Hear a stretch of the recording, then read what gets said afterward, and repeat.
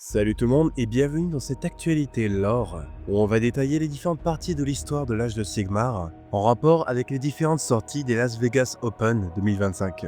Juste avant de commencer, petit message, la chaîne a atteint les 4000 abonnés. Merci à tous pour votre soutien et vos encouragements. Pour l'occasion, j'organise un événement particulier où vous aurez l'occasion de gagner la Spearhead de votre choix. Les détails seront en fin de vidéo. On a pu découvrir les nouvelles figurines qui vont accompagner la sortie du nouveau livre de bataille des Soulblight Gravelords, qu'on appelle aussi les Seigneurs Ruinham, qui va réunir les vampires, mais aussi les morts-vivants squelettes, qui ont justement eu beaucoup de nouveaux modèles. Et on a aussi eu une magnifique cerise sur le gâteau avec le prince Vordrai et sa monture Char de Mer, le Seigneur des Revenants. Alors déjà, par rapport au lore intéressant, commençons par Char de Mer. Il s'agit surprenamment d'un ancien draconite, à la star de Krondys et Karazai, à ceci près que celui-ci est mort-vivant. Cela est dû au fait qu'après la guerre entre les Drogrook, le peuple de Kragnos, le dieu des séismes, contre l'empire draconite dont Krondys était le prince. Les draconites sont une espèce de dragon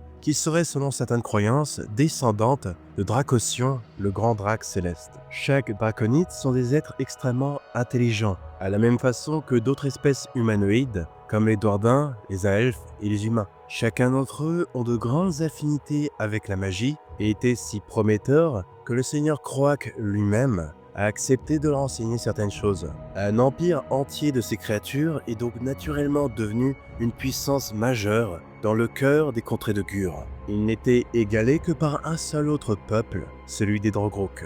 Initialement, le chef de ce peuple entretenait de bonnes relations avec l'Empire draconite. Peut-être parce qu'une confrontation entre leurs peuples mènerait sans doute à une destruction mutuelle. Cependant, la paix a été brisée avec le fils de ce chef, Kragnos, qui à cause de sa soif de gloire et de combat a fini par déclencher une guerre. Cette guerre s'est soldée par son enfermement grâce à une alliance entre les draconites et les séraphons, mais malheureusement pas avant que Kragnos n'ait massacré la quasi-totalité de la population de l'Empire draconite. Ce qui restait de leur peuple sommeillait dans des œufs qui ont été confiés aux séraphons afin qu'ils les cachent dans leur temple et dans leur vaisseau ziggurat pour leur protection. Les derniers survivants adultes connus étaient Krondys, Karazai et celui qui nous intéresse ici, Char de Mer, qui, devant le massacre de son peuple, a commencé à s'adonner à la nécromancie, afin de ramener certains des grands Dreks qui ont été massacrés par Kragnos. Mais son ambition était aussi de créer un autre empire en opposition aux princes Krondys et Karazai.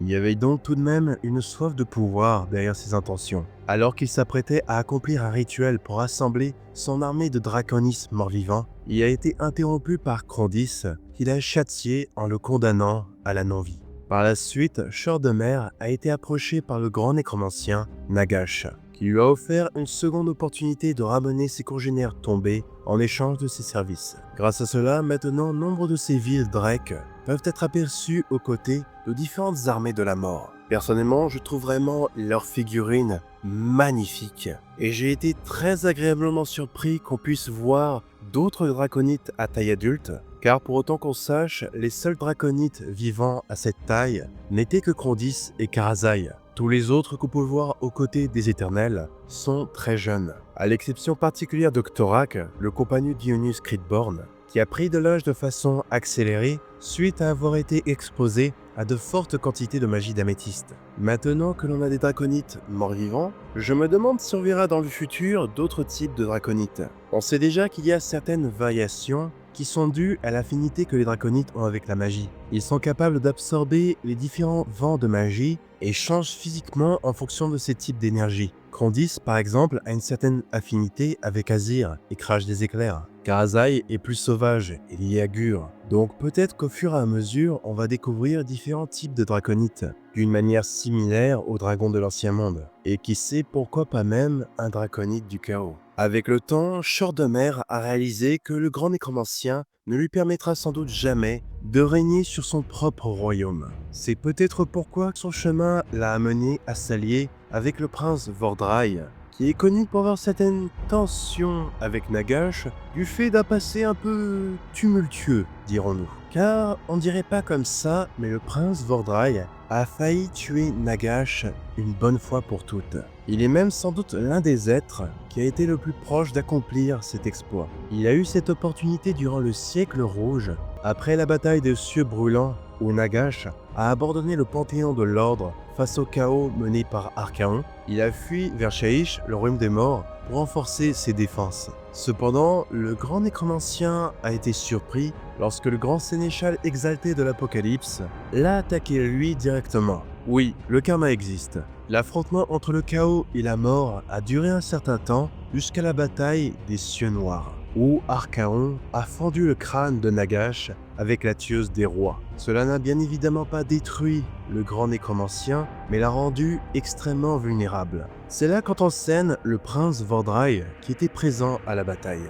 Il avait connaissance d'une porte-royaume non loin qui s'appelait la porte de Yulguran. Cette porte avait été corrompue et menait directement au royaume du chaos. Le seigneur vampire vit alors une opportunité parfaite de mettre fin à la tyrannie de Nagash de manière permanente. Il s'est alors jeté sur le reste physique du grand nécromancien et de les jeter dans la porte afin qu'il soit dévoré par les dieux sombres. Et rien que pour ça, Vordrai mérite tout notre amour. Cependant, vous le savez sans doute, Nagash est toujours là. Et cela grâce à l'intervention d'Arcane le Noir, Mortarque de Sacrament. Grâce à sa grande maîtrise de la sorcellerie, il a réussi à arrêter le prince in extremis, puis l'a capturé. Pour son crime, le prince Vordrai a ensuite été scellé dans un cercueil de pierres de royaume pendant des siècles. Une expérience qui a rendu le seigneur vampire à moitié fou. Après un certain temps, Nagash a fini par se reconstruire et s'est éveillé. Sans grande surprise, l'une des premières choses qu'il a faites a été de punir, une fois de plus, Vordrai. Une malédiction a alors été apposée sur lui, le forçant à être lié à une forteresse mystique nommée le Fort Pourpre. S'il venait à quitter ses murs plus d'un jour, il serait condamné à une fin agonisante. Un châtiment que je trouve personnellement assez léger de la part de Nagash. Vordrai a quand même failli le détruire complètement. Mais je me dis que c'était peut-être une histoire de fierté. S'il l'avait détruit directement, il aurait peut-être en quelque sorte admis qu'il était loin d'être invulnérable. On a eu un cas similaire avec Ushoran, qui lui aussi aurait potentiellement trahi Nagash et a aussi été enfermé dans une autre forteresse. D'ailleurs, entre Ushoran et Vordrai, je remarque qu'on a de plus en plus d'opposants à Nagash, ce qui me fait penser que la grande allégeance de la mort pourrait commencer à se fragmenter dans le futur. Pour l'instant, Vordrai n'est pas une grande menace puisqu'il est confiné au Fort Pourpre, mais une particularité de cette forteresse est qu'elle se téléporte à différents points des royaumes mortels chaque jour. Ces destinations semblent être entièrement aléatoires et sont généralement des lieux de pouvoir. Cependant, très récemment, Vordrai aurait trouvé un moyen d'aller à certains endroits particuliers à l'insu de Nagash. Il prépare donc peut-être de nouveau quelque chose contre le grand nécromancien. On a aussi eu très récemment des nouvelles du prince Vordrai dans les croisades Éophore des livres d'Unbringers. La maîtresse de la dynastie vampirique des Avengori, Lokavai, se trouvait justement sur le chemin de la croisade Éophore, partie d'Amorol Aksha, non loin de la cité de Garde-Braise. Loka a eu une altercation avec les Éophores, mais elle était là pour un duel d'honneur contre le prince Vordrai. Quand la croisade Éophore arrive à Garde-Braise, des signes du passage du Fort Pourpre sont encore visibles, mais l'issue du combat entre les deux grands seigneurs vampires est encore inconnue. On aura donc peut-être le mot de la fin dans le livre de bataille des Ruines âmes. Voilà donc pour le prince Vordrai et Char de Mer. On a aussi eu de nouvelles figurines qui ont été révélées, de nouveaux gardes des cryptes, chevaliers noirs, menés par des rois et seigneurs revenants. Ces derniers sont de puissants seigneurs de la mort, menant les légions de squelettes du grand nécromancien. Ces seigneurs ont une volonté telle qu'ils peuvent s'élever à l'égal des seigneurs vampires. Chose que certains ruines âmes arrogants et imprudents ont du mal à accepter. Certains tenteront même de soumettre ces seigneurs revenants afin de pouvoir les contrôler eux et leurs légions. Cependant, leur manque de prudence les mène souvent à se faire empaler par ces derniers. Il y a différentes façons pour un mortel de devenir un seigneur revenant. Beaucoup sont d'anciens nobles, seigneurs et champions qui refusaient que leur ambition soit interrompue par la mort. Certains se sont tournés vers la nécromancie afin de s'assurer de la prolongation de leur existence. Et parfois, ils font même en sorte d'être accompagnés par leurs différents serviteurs. Aux côtés d'un roi revenant, on pourra donc aussi voir des seigneurs revenants, ainsi que ses anciens chevaliers et sa garde.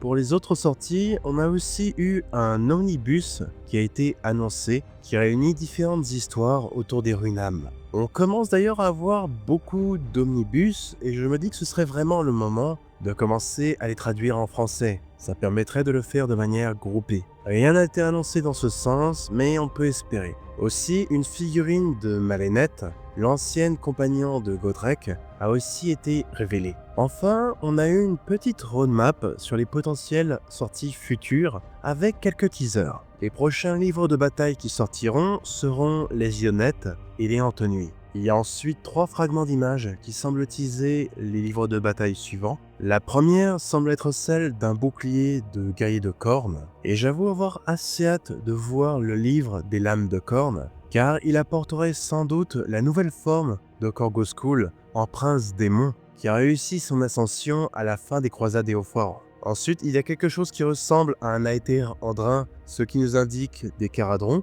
et la troisième ressemble à une aile qui ferait penser au cours de Manchère. Pour finir, il y a eu un tout dernier tease, celui-ci.